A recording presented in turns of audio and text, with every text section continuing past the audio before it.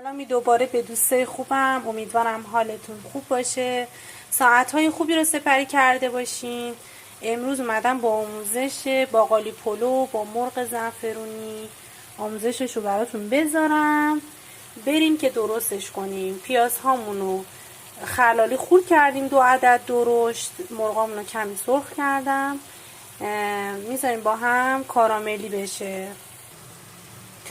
قسمتی که از کاراملی شدن گذشت، ادویه هامون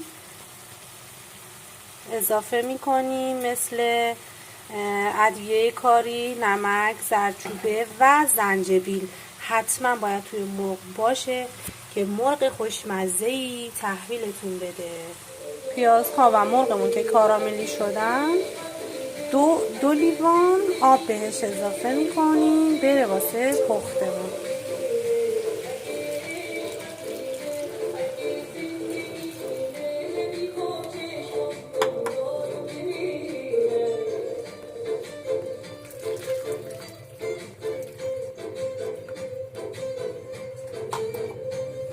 این مرحله از پختنمون که آخرین مرحله پخته، زعفران دم شده‌مون رو اضافه میکنیم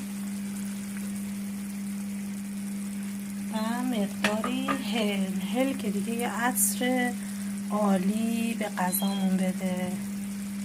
با اضافه کردن هلمون بریم واسه دم خوردن غذامون. خب بریم واسه دودی کردن مرغامون. رقال آماده کردیم از قبل، داخل یه فویل گذاشتیم وسط غذامون. روش مقداری روغن میریزیم. غذامون که دود اومد در قابلمه رو میبند. دوستای خوبم 250 گرم باقالی رو پوست گرفتم، داخل آب جوش ریختم، 5 دقیقه بجوشه و بعد برنجامون رو بهش اضافه کردیم که به مرحله آبکش برسه و بریم واسه دم کردن باقالی پلومون.